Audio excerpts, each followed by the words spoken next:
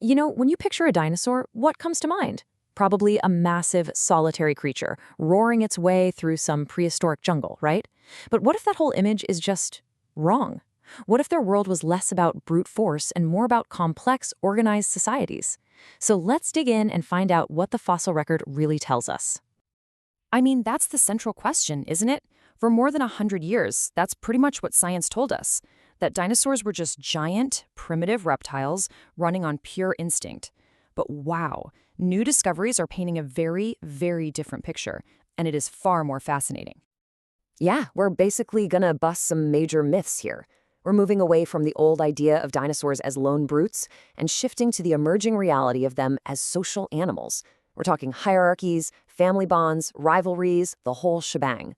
And the evidence? It's literally written in stone.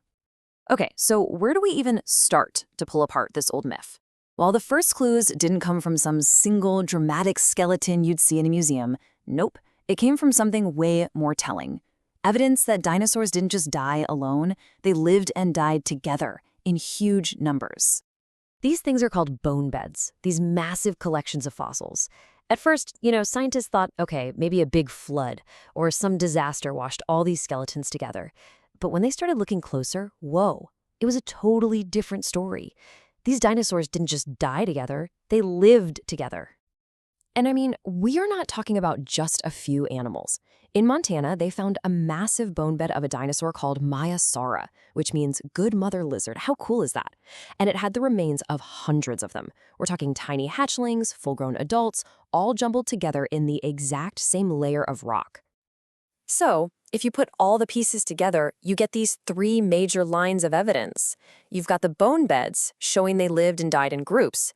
You've got fossilized trackways, basically dinosaur footprints, showing entire herds moving in perfect sync, sometimes even with the little ones protected right in the middle. And then you have the nesting sites, and this is where it gets really incredible. I mean, that spacing you see, that's not a coincidence. It's totally planned out. Each nest is just far enough away from the next one so that a parent can move around without accidentally smashing its neighbor's eggs. Think about that. That's a cooperative community. It's like a prehistoric neighborhood with its own set of rules. This kind of social structure wasn't just for raising babies. It also totally reshapes how we need to think about predators. All right, let's talk about the most famous image of social dinosaurs out there, the pack-hunting raptor. Thanks to the movies, we all have this picture in our heads of these coordinated, super intelligent predators. But does the science actually back that up? Yeah, Jurassic Park completely cemented that idea in our minds, didn't it? These cunning predators working together with almost military precision. But science is a process of discovery, and the story of the pack-hunting raptor is a perfect example of how new evidence can change everything. So this whole idea kicked off back in the 70s. They found fossils of the raptor Deinonychus with prey that was way bigger than itself. The logical leap? They must have hunted in packs. This was later supported by trackways that showed multiple raptors moving together. But then, a recent study of their tooth chemistry threw a huge wrench in the works. It showed that young raptors and old raptors ate completely different things.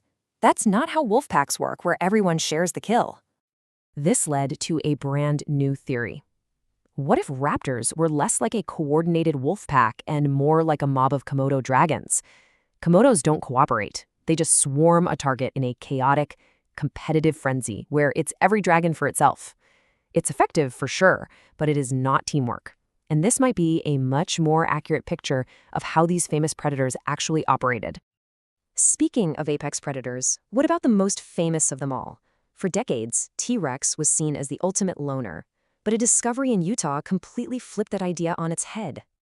And the key discovery came from a site with a name you just can't make up, the Rainbows and Unicorns Quarry. I'm not kidding. It's here that paleontologists found the remains of multiple tyrannosaurs, all fossilized together. This wasn't a random collection. This was a group that lived and died as one. And the evidence is it's so compelling. The quarry had a mix of ages, from young to old, suggesting a multi-generational group. This is supported by trackways from other sites showing tyrannosaurs moving together. But maybe the most telling detail comes from their skulls. They often have these healed bite marks from other tyrannosaurs. These weren't fatal wounds, they were scars from social conflict, likely battles for dominance within a family group, much like lions in a pride. This whole idea of dinosaurs fighting each other brings us to a really fascinating point. Many of their most famous weapons, they weren't just for fighting off predators, they were for fighting each other. Okay, so take the ankylosaur's incredible tail club. A 2022 study on a fossil nicknamed the Destroyer of Shins, awesome name, found healed blunt force injuries on its flanks, right where another ankylosaur's tail would strike. This suggests they use these clubs to settle disputes over territory or mates. And we see the same pattern with the Stegosaurus. Its deadly tail spikes, famously known as a phagomizer, were absolutely used for defense. We have an Allosaurus fossil with a puncture wound to prove it, but it's highly likely they were also used to establish dominance within the herd, a pretty painful form of communication through combat.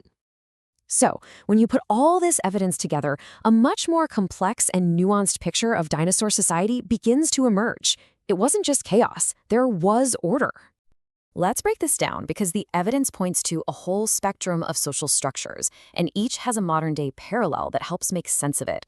We have hadrosaurs, like Maiasaura, living in vast, cooperative herds, a lot like elephants today. Then there are the tyrannosaurs, forming complex family groups similar to lion prides. Horned dinosaurs, like Triceratops, likely had hierarchies based on age, just like modern bison. And even the colossal sauropods left behind trackways suggesting coordinated migrations on a scale we'd see with wildebeest.